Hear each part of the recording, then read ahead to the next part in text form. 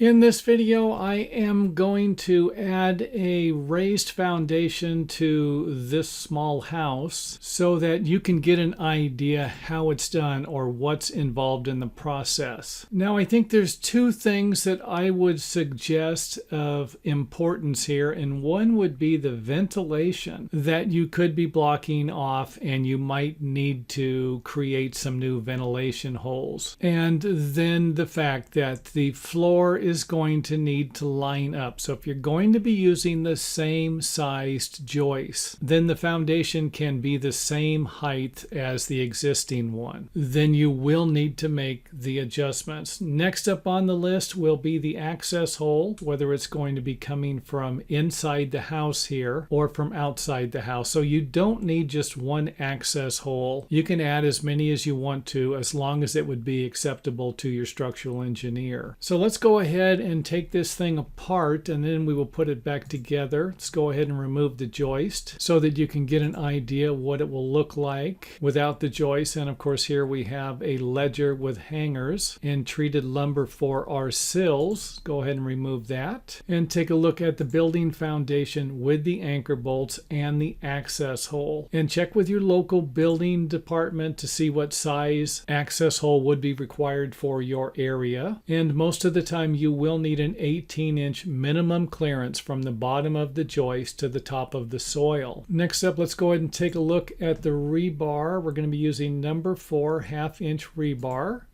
with some dowels that will be drilled into the concrete. And you're usually going to be safe with a 24-inch lap wherever you need to lap the rebar. And keep in mind that these are only meant to be examples for construction, and you might need to check with local building authorities for more information about building something like this in your area. Next up, let's go ahead and take a look at the holes we're going to drill for the dowels. And they usually need to be a little bit larger, 1/8 of an inch maybe. So we're going to make our holes 5/8 of an inch, and they're going to be 6 inches deep for the rebar. And you're going to need the rebar sticking out 40 times the diameter of the rebar. And since we're using 1/2-inch rebar, it will need to protrude at least 20 inches. I do not suggest that you cut this close. Make sure that this is a little longer, even 3 feet, to make sure that you don't end up creating a problem for yourself here. And of course, the reason why I made this one here a little longer is because it's not going to be tying into any more rebar. However, the rest of them will. Now let's go ahead and put our forms in, and here you can see where the upper rebar is centered in between our 6-inch form, so that our stem walls will be 6 inches wide, along with our concrete footing that will be 12 inches wide and 12 inches deep. Then we will center the rebar on the bottom in between our 12-inch footing, and that will put it about 6 inches from the edges, and we're going to want to have it at least 3 inches above the soil. And again, that might change in your area. So here is what the forms will look like with the rebar.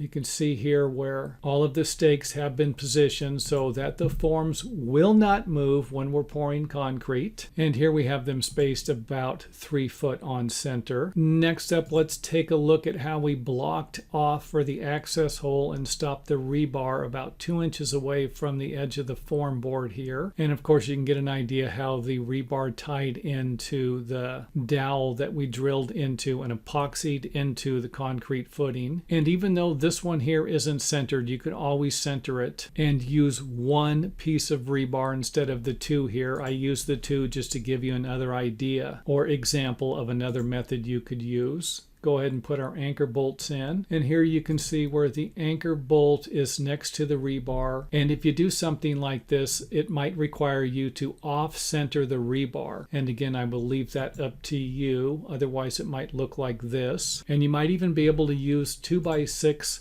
sill plates so that you can position the anchor bolts in the right spot and tie it next to the rebar that's going to be centered. And after we have everything in place, let's go ahead and pour the concrete, finish it, and then strip the forms. And here you can see where we have the footing with the anchor bolts positioned correctly, right where we need them to be. And as I said earlier, make sure that the height of the stem walls is exactly where you need it, because sometimes you might have 2x6 lumber in the existing existing building, and your new floor will require 2x8, which will require you to lower the stem walls another 2 inches. And with that said, we are approaching the end of our video, and I will be making another video and maybe even a few more different videos associated with this one, and I will create a playlist or a web page and link all of them together when I have completed them. And if you have any questions, comments, leave them in the comment area. You can email them to me also. And if you enjoyed the video, make sure you let us know by hitting the thumbs up button.